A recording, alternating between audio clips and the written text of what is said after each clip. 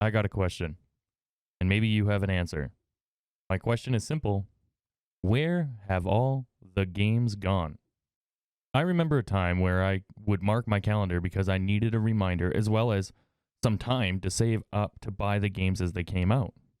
Back then, it seemed like every month you had a game with a little lull in late spring and right before November where there was no games coming out, but pretty much every month there was a game coming out. Also back then, it seemed like you were never bored with gaming because there was always something to play or something to look forward to, whether it be a new game, a new DLC, or maybe an absolutely new, unique experience with an MMO or just a random online game. But there was always something. So I repeat the question, where have the games gone? Hi, I'm Sir Stubby, a nobleman on a quest to recapture the awe we all had with gaming, or at least try to figure out why we lost it. Gaming of late seems plagued with issues that give us clues as to why gaming has lost its luster. That being said, we are looking into today where games have gone, and I, Sir Stubby, will give you a theory on why the games are missing. As always, if you enjoy the content, please leave a like, consider subscribing, and let's discuss our thoughts down below. As well, these are just my opinions and my theories, and we'll back it with a little bit of evidence, but overall, you can have your opinion and I'll have mine. Where have the games gone? With many gaming content creators, as well as just casual players, starting to propose this question, we have to start to wonder why. Why have games suddenly slowed right down to a trickle? Now, the simple answer would be to say, Sir Stubby, there was a global pandemic. It shut down the world everywhere. It stopped at gaming development as well as other things. And to that, I would say I agree with you, but only to a point. Many game studios worked from home during the pandemic to develop games. A great example of this would be Tiny Tina's Wonderlands, an amazing Borderlands-style game set within the world of bunkers and badasses on a game board that was both charming and a great addition to the Borderlands franchise. After completion of the game, you will be greeted by the end credit scenes like in every other game. Except for in the end credit scenes, it tells you that this game was created during the pandemic from the homes of the development team. So it's safe to assume that most gaming studios would be doing the same. They'd be working from home to help promote game development and allow products to be released on time. But Sir Stubby, it would take longer to develop games from home. And to that, yeah, it would, Little Noble. It would take longer from home. Working from home and trying to construct a game from multiple locations would be hard, and it would take a lot of work. But it was done by many gaming development teams. The global pandemic does play a role in the slowing of the gaming development and releasing. But I want us to point our attention in a different sort of direction. Only for a moment, I would ask you to entertain my theory. And it's just a theory and an opinion. You're welcome to disagree and or agree with it, but I would like to point you over there. What if it has nothing to do with the global pandemic and has a much more sinister and greedy motive? We're not taking the pandemic completely out of the equation. We're just removing the excuse of the pandemic from the gaming companies. So let's go down this road. Over the course of mid-2021 to early 2022, we saw a rise in NFTs, or non-fungible tokens. These NFTs were little pictures that look no better than an Xbox account avatar, but could be sold to a person, and that ownership would be recorded on the blockchain. Anyone with a brain could look and see that you were essentially buying nothing except a receipt that said you bought something. And anyone who wasn't in that crypto kind of world could look at it and see that it was a massive fad, and it was solely driven by hype. Anyone with a brain could have seen that it was just a fad, and it wasn't going to be a sustainable market, and it was all solely driven by hype. But not our friends, the gaming companies. No. They don't have brains. They just have hands that reach into wallets. We had companies like Ubisoft, Square Enix, EA, as well as many more immediately salivate at this ripe opportunity to take a little bit more money out of your pockets by selling you a picture. Need some proof? Here's a headline from December 8th, 2021. This headline reads, Ubisoft announces gaming NFTs. Debuts with Ghost Recon Breakpoint. Now, here's another headline from April 6th, 2022. And this headline reads, Ubisoft ends making NFTs and other updates for Ghost Recon Breakpoint. So in a few short months, we went from developing, that's a key word, NFTs for a game, to no longer developing, there's that word again, NFTs for a game. Now hear me out for a second, and come with me down this thought process that goes through my helmeted brain. I'm going to give you guys the long of it first, and then I'm going to summarize it after. So it gets a little confusing, just bear with me. Been in many battles, been hit on the head a lot. Okay, here we go. Follow me on this. At the beginning of the hype of NFTs, we had a team working on a game for you to play. We'll call that team Team A. But then crypto and NFTs took off massively, and the big wigs at the top salivated and got greedy. So they took Team A and they split it in half, forming two teams, Team A and Team B. Team A has the same amount of workload, half the people, and has to develop a game for you. Team B is going to start from scratch, making NFTs and other crypto and microtransactions for you to enjoy when you buy the game that Team A is currently making. Team A has the same amount of work, half the people, and starts to fall further and further behind because they're trying to pick up the slack of Team B, which is now missing. Team B gets to start from scratch and is not stressed out at all, just has to make NFTs and other cryptos for you to buy. But then the gamers step in, you the people. You the people start reaching out and saying, hey, we do not want this. We don't want this in games. We have other games that came out that had it, like Blankos, and it took terrible backlash to those companies. So the big wigs at the top go, whoa, we hear you. We don't want to be in trouble either. So they stop development on the NFTs. They now mash Team A and Team B back together to form Team A again. Now Team A and Team B have merged, forming one unanimous team, except for half the team doesn't know what the other half did. So now Team B is trying to catch up with Team A, and Team A has to slow down to allow Team B to figure out what they've done. This is creating a workload slowdown. While everyone's trying to figure out what everyone has to do and trying to fit the pieces back together now that they're one full unit, the bigwigs at the top are still demanding the same release dates, except for they can't.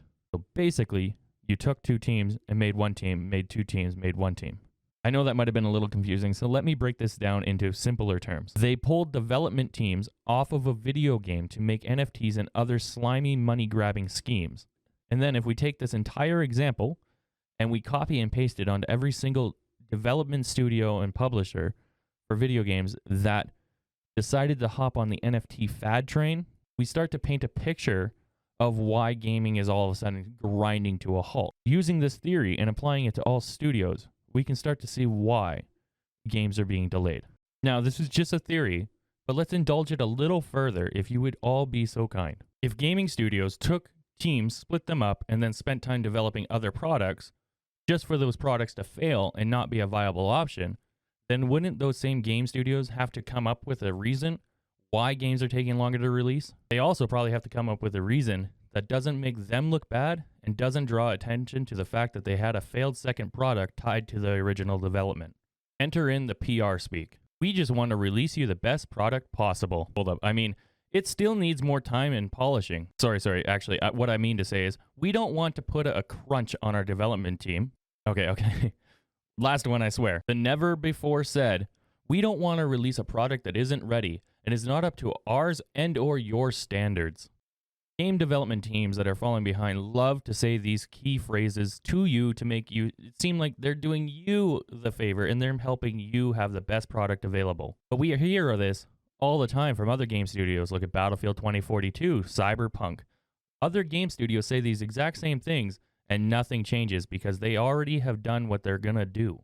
You can't tell me that you haven't heard one or more of those excuses, PR speak, used over the last year from gaming studios that are currently creating the game that you want to buy. They have taken the narrative of delaying games and made it seem like a positive for you, like they're doing you some sort of kindness. But the reality is they're going back and they're taking out something that they have already received massive pushback on, as well as the community outrage on other games that have developed the assets that they were trying to make. The real kicker here, basing it all around this theory only, is if game studios had released said game during the height of the NFT fad, then release the NFTs as like a paid DLC or even just as an extra content in a store, then the game companies probably would have been able to cash in on the massive NFT fad.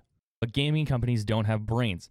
They, instead of trying to just do it right, or at least in a less intrusive way, stop and change their entire development team around making NFTs and other crypto kind of currencies for their games, as well as their own original battle passes, season passes, microtransactions, stores, and individual in-game currencies.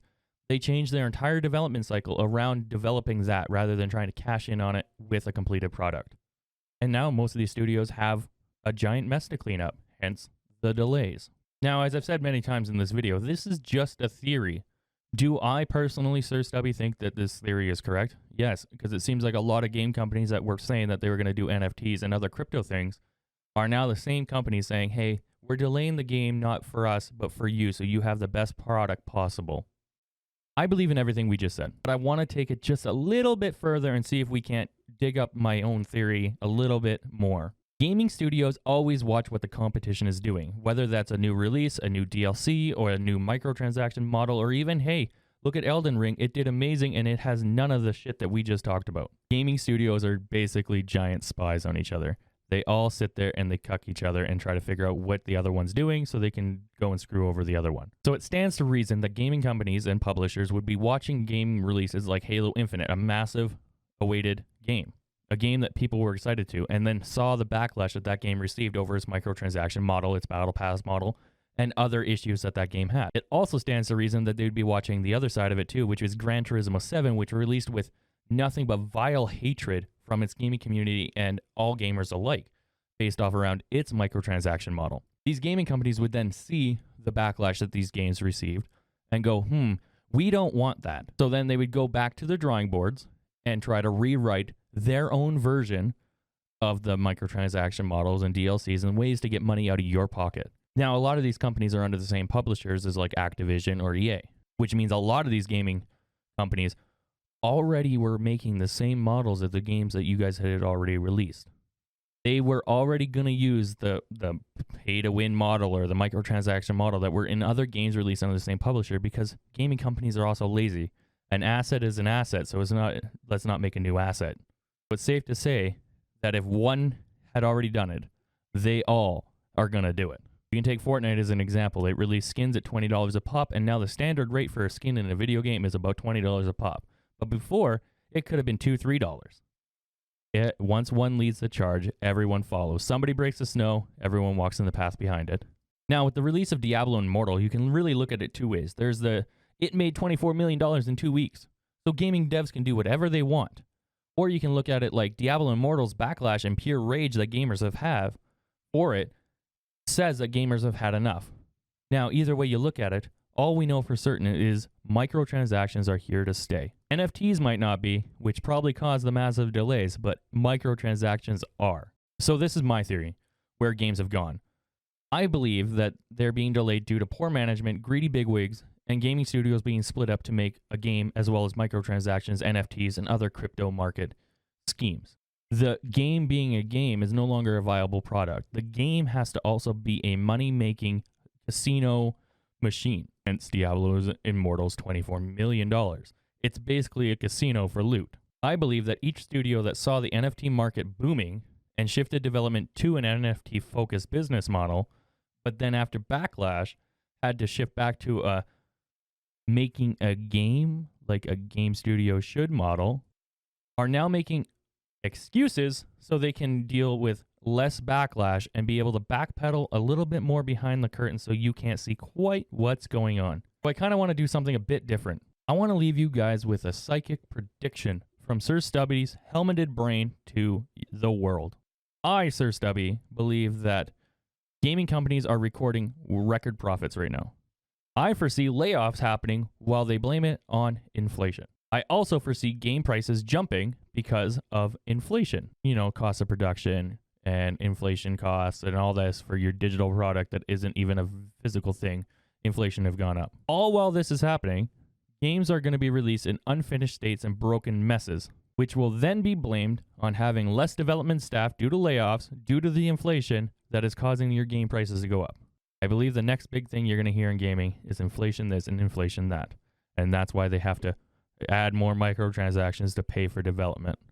As I've said in previous videos, vote with your wallet. Don't pre-purchase games anymore. Wait until they release the game and actual people can get in and see the microtransaction model. Stop pre-purchasing it so then they already have your money when that game releases, because most games can't be refunded after 2 hours of play. Most games don't get good until 2 hours of play. But by that time, you're already locked into your deal, and if that microtransaction is already over the top, you're stuck. Take it from me, I have experience in this, because I bought Battlefield 2042. I bought the Super Extreme Ultra Rare Edition, and it absolutely bombed. I couldn't even play it. I spent more time in the lobbies, and by the time I went to refund it, I could not. And don't allow gaming companies to lie to you, to cover their own butts. They're not doing anything for you. Nothing. Not one thing is done for you. They release you a product so they can keep putting their hands in your pockets. There is no other reason for it. That's why games like Elden Ring, where it's not so intrusive, succeed to such an astronomical level. Because people want to play games to play a game. They don't want to play a game to go to work to then buy things for your game. It's a weird world, I know, but most people just want the product they purchase, not an NFT. I've been Sir Stubby, and these are just the thoughts that rattle around in my helmeted head. If we don't stand up for ourselves in gaming, no one will, and other games like the disgusting Diablo Immortal will override our entire gaming existence. I've been around for a very long time. I played games from Super Nintendo all the way up to the most recent games that are coming out now today. And the most recent game that has come out that has been reminded me the most of my childhood was TMNT, Teenage Mutant Ninja Turtles, Shredder's Revenge. It was a $20 value. It gave me 2 hours of fun, and it was done. Nothing else on top of that. Done. That's how games used to release. A finished, viable product that you could enjoy. So, these are just my theories on why games are gone. If you enjoyed the content, please leave a like. Maybe consider subscribing. And as always, I would love to join you in the comments for some banter and some back and forth.